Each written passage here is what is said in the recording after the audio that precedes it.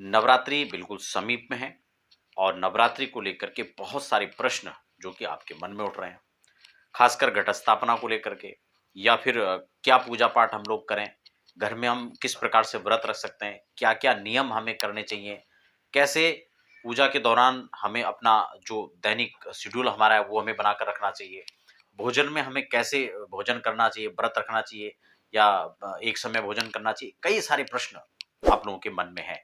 पूजा पाठ में, जप में, पूजा में कौन-सी जो है हमें मंत्र की या पाठ की हमें जो है इस दौरान शरणागति लेनी चाहिए। ये तमाम चीज़ें दीपदान आदि को लेकर के, तो ये तमाम प्रश्न हैं जो आपके मन में भी हो सकता है उठ रहे होंगे। तो आप उसी को लेकर के आज हम लोग इस कार्यक्रम के दौरान चर्चा करेंगे।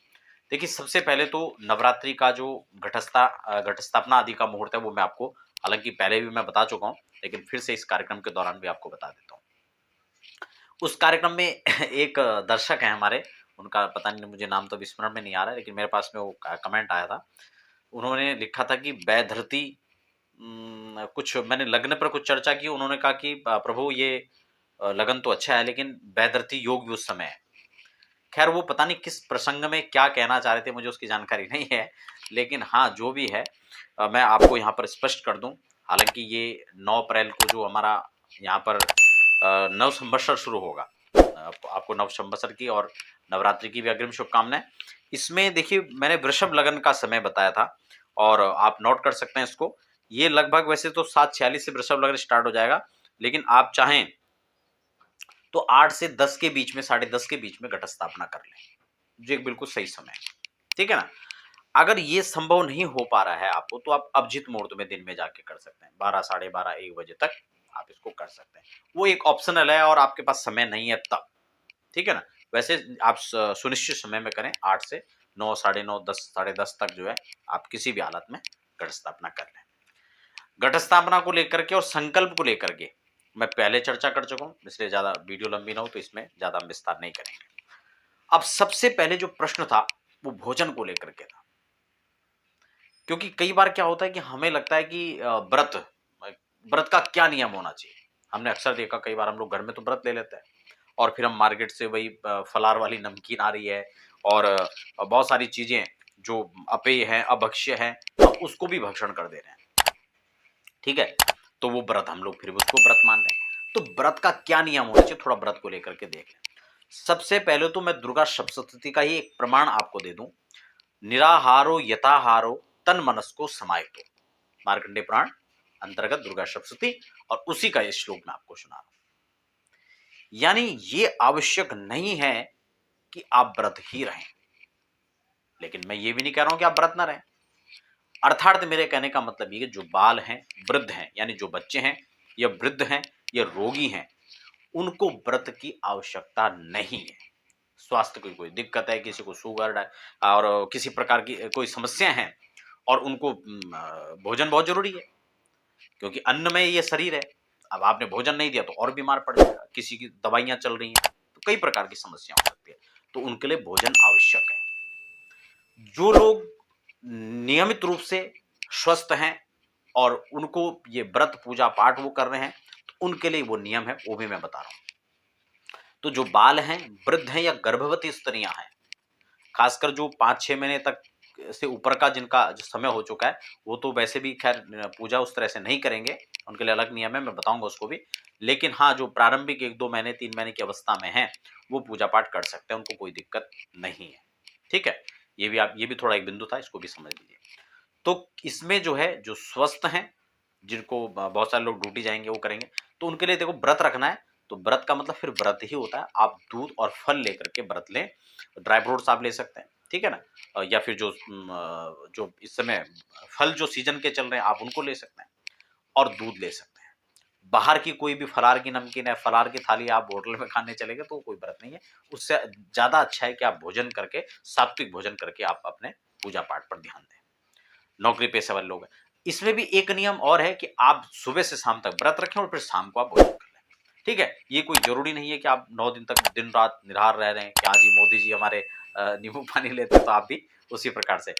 तो ये अपनी अपनी सामर्थ्य है, अपनी अपनी भक्ति है, और अगर शरीर को लगता है कि आप उस प्रकार से झेल पाएगा शरीर उसको, तो आप उस हिसाब से कर सकते हैं, वरना उसकी कोई आवश्यकता है नहीं इतनी। तो ये आपको खासकर ध्यान में रखना है। अब दूसरा बिंदु यहाँ पर आता है, ये भोजन के बाद अभक्ष्य का एक भोजन, यानी जो अभक्ष्य है, जो जैसे कि मांस मदिरा आदि, जो बिल्कुल दूर जिससे रहना है, जिसको टच भी नहीं करना है, वो चीजें, अपेय जो मादक पदार्थ हैं उनका पान यहाँ पर नहीं करना है।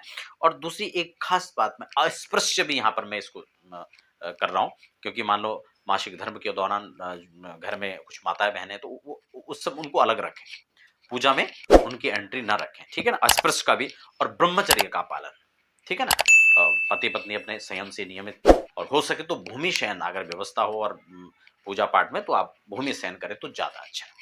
तो ये कुछ छोटे छोटे नियम है भूमि शयन का भी, ठीक है। एक बार भोजन करके आप पूजा पाठ कर सकते हैं। दूसरी बात ये कि कई बार एक मन में प्रश्न होता है कि आज हमने 5 माला कर दी, कल जल्दी थी हमने 1 माला करके चल दिए, तो इस प्रकार का नियम न रखें।